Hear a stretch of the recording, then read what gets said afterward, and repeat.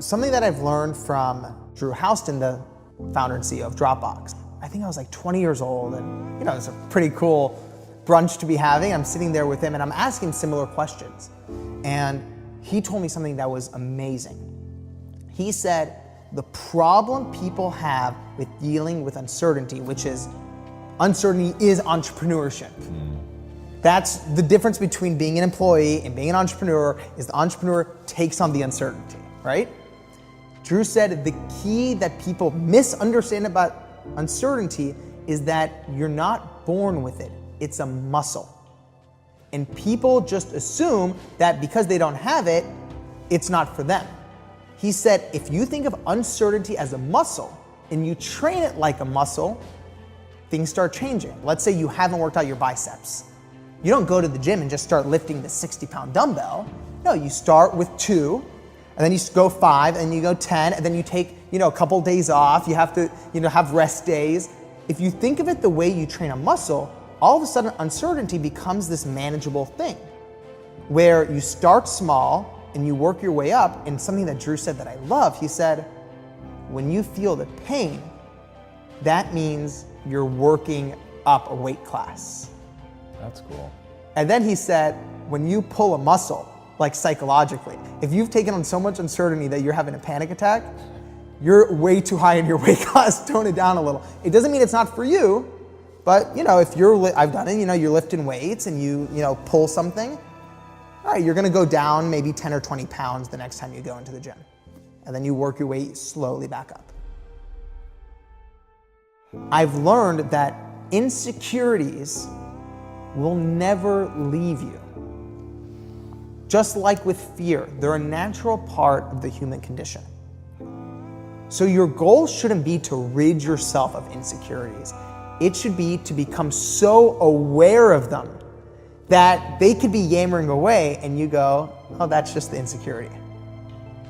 Because when they're calling the shots, when they're determining your actions, whether it's your insecurity of I'm not enough, I'm worthless, I'm invisible, I'm unlovable, people are gonna abandon me. When you're not aware that that's driving your actions, that's when you get yourself into the biggest disasters of your life. If anyone out there is dealing with an insecurity that they want help, growing through, the first step is getting rid of the shame that surrounds it. Because the shame is what traps that insecurity. Think of the insecurity like a bug, and the shame is like the glass on top of the bug. You can't deal with that bug if there's this guardrail. And the thing about shame is that shame can only live in secrecy. The second you speak something out loud, it doesn't have power over you anymore. And even in the writing of this book, that was some of the hardest stuff. When I was a kid, I would get bullied and they would call me like Fatty Banayan. Dude, first of all, it's still weird to even speak those words out loud. But the act of writing it, even the act of saying it, the next time it's gonna be easier. And as soon as it doesn't become this secret anymore, you can start dealing with it. So anyone who's dealing with an insecurity, whether it's being invisible or not being enough, speak it out loud. Whether it's in therapy, whether it's with friends, or if it's just writing it in your journal. Because only then can you start to deal with it.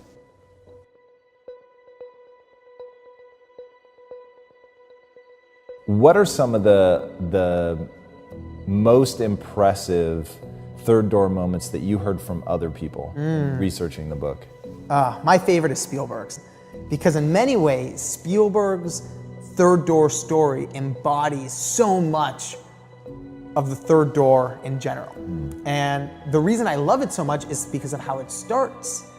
He was rejected from film school, which is bonkers. It's like Bill Gates being turned down from a computer science class.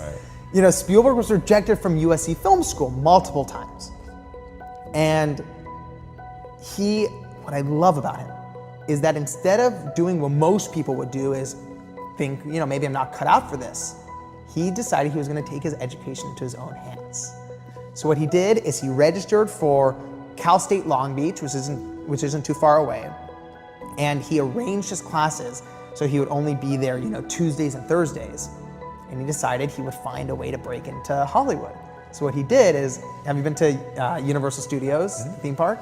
So you know that tram ride that takes you on the back lot? So Spielberg, when he was 19, goes to Universal Studios, goes on the tram ride, goes around the back lot, jumps off the tram, hides in a bathroom, waits for the tram to ride away, and starts wandering around the lot. And he's popping his head here and there, and this older gentleman, his name is Chuck Silvers, stops him. And Chuck Silvers worked for the Universal Television Library. And this 19-year-old kid just starts mumbling, saying my biggest dream is to be a director. And they end up actually talking for about an hour. And Chuck Silvers goes, "You want to come back on the lot?" And Spielberg's like, "That would be my biggest dream." So Chuck Silvers writes him this 3-day pass and hands it to him. And Spielberg, comes on day 1, day 2, day 3. But on day 4, he comes back onto the lot wearing a suit, holding his dad's briefcase, walks up to the security entrance, puts a hand in the air and goes, "Hey, Scotty!" And Scotty just waves back and he walks right in.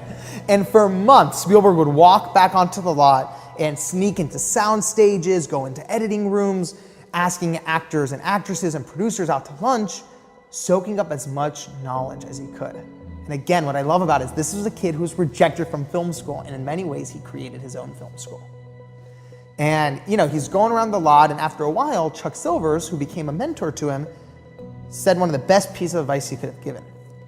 He said, "Steven, there needs to be a point where you stop schmoozing and you come back with something of quality to show people." And Spielberg, took that hard, we were talking about hard piece of advice. He took that hard piece of advice to heart, and he stopped coming to the lot and started creating this short film called Amblin. And he spent months editing, and even the way he produced and got the money for the film is like a third door story in and of itself, but he makes this little short film, comes back to the lot, shows it to Chuck Silvers, and it's so good that a single tear comes down Chuck Silvers' face. And Silvers reaches for the phone and calls up Sid Sheinberg, the vice president of Universal Television, and goes, "Sid, I have something you have to see." And this guy's the VP of television at Universal. He's like, "Look, there's a lot of things that I need to see." And he goes, No, you need to see this right now. And he goes, "You think it's that goddamn important?" And he goes, "Yes, it's that goddamn important. If you don't watch this tonight, somebody else will." And the best part of the story is Sid Sheinberg still was sort of like lukewarm. So Chuck Silvers called, this is back when they had projectionists. Chuck Silvers called the projectionist for Sid Sheinberg's office and was like, "Look, Sid doesn't want to watch this, but when he gets to the projection room tonight, put this first." He pretty much put his entire reputation on the line for this young 19-year-old Steven Spielberg. And as soon as Sid Sheinberg watched the movie, he said he wanted to meet Spielberg immediately. Spielberg ran over, got to the big office, and on the spot, he got offered a 7-year contract. And that's how he became the youngest director in Hollywood history. And when I reflect back on this story, there's a million things that worked well. But, Spielberg had incredible talent, but so do a lot of aspiring directors. What made the difference? And to me, it was really like this people game that he played, jumping off the lot, meeting different people. But a people game sort of sounds like, networking at a career fair. To me, it was like this Spielberg game. Jump off the bus, find your inside man, and use him or her as your way in. And really the key is that inside man. Because if you think about it, without Chuck Silvers, 1, writing that pass, 2, which I think is one of the most important, giving Spielberg that advice that only someone inside of the studio would know to tell him. And then 3, which is the ultimate one, putting his reputation on the line so Spielberg could get his foot in the door. None of this would have happened.